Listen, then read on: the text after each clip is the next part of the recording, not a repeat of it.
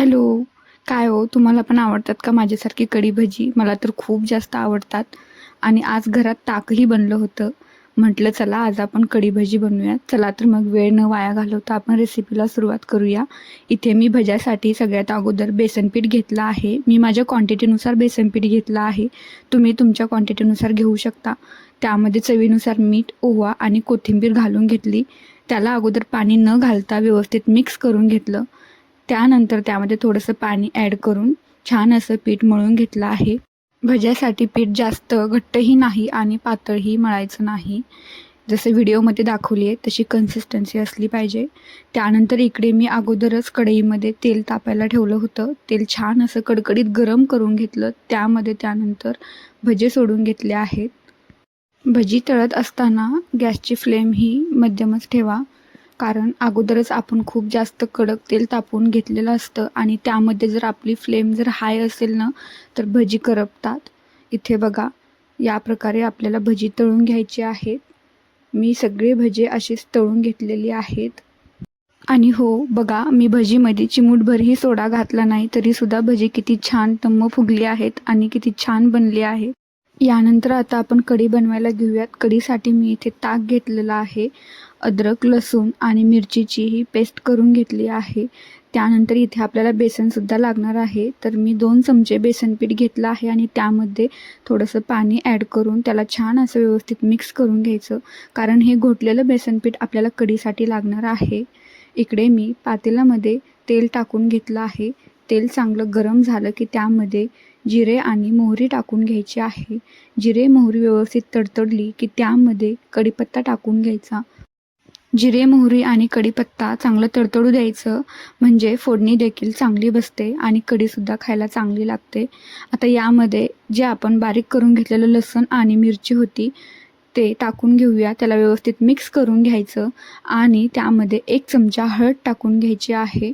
हळद ही व्यवस्थित त्यामध्ये मिक्स करून घ्यायची.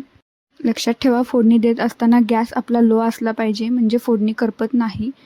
त्यानंतर इकडे जे आपण बेसन घोटून घेतलं होतं ते यामध्ये टाकून घेतलं. व्यवस्थित मिक्स करून घेतल्यानंतर जे आपण ताक घेतलं होतं ना ते ताक यामध्ये टाकून घेतलं आहे आणि यात मी थोडंसं पाणी देखील ॲड केलं आहे. आता कढीला थोडासा जाडसरपणा यावा म्हणून आणखीन मी शेंगदाण्याचं कूट टाकलं आहे. चव देखील छान लागते. आता याला व्यवस्थित मिक्स करून यामध्ये चवीनुसार मीठ आणि कोथिंबीर टाकून घेऊया आणि याला 5 मिनटं असंच मंद आचेवर उकळी काढून घेऊयात. बघा किती छान आपली कढी बनवून तयार आहे. अजिबातसुद्धा कढी फुटलेली नाही आहे. फक्त 5च मिनिट याला उकळी येऊ द्यायची. जास्त वेळ ही उकळी येऊ द्यायची काहीच गरज नाही. आणि उकळी आल्यानंतर आता यामध्ये जे आपण भजे बनवले होते ना ते सोडून घेऊयात. मी इथे सगळे भजे एक एक करून सोडून घेतलेले आहेत. भजी सोडून घेतल्यानंतरही फक्त 2 मिनिट याला मंद आचेवर शिजवून घ्यायचं आहे. जास्त वेळ ही काही शिजवायची गरज नाही. त्यानंतर कढीला आपल्याला तडका द्यायचा आहे. तडका दिल्यावर कढी आणखीन खूप छान लागते. त्यासाठी इकडे मी एका पॅनमध्ये तेल टाकून घेतलं. त्यामध्ये 2-3 लाल मिरच्या टाकून घेतलेल्या आहेत आणि हे लाल तिखट टाकून घेतलं. याला व्यवस्थित मिक्स करून घ्यायचं आहे. जास्त वेळही काही परतवून नाही घ्यायचं, कारण मिरची पावडर लगेच करपते ना आणि फोडणी अशी खायला पण कडवट लागते. बघा इथे हा तडका आपण आता कढी भजीला देऊन घेऊयात. याला आता व्यवस्थित मिक्स करून घेतलं आहे आणि हो, तडका देताना पातेलं हे खाली उतरून घ्यायचं आहे आणि मगच तडका द्यायचा, कारण ऑलरेडी आपण याला 10 मिनिट शिजवून घेतलं आहे. त्यामुळे त्याला शिजवून घ्यायची आणखीन काहीच गरज नाही. आणि तयार आहे आपली छान अशी कढी भजी. तुम्ही कशासोबत खातात? मी ना सांगेल तुम्हाला, वाफाळलेल्या गरमागरम भातासोबत कढी भजी ना खूप छान लागते. बघा किती छान बनली आहेत कढी भजी.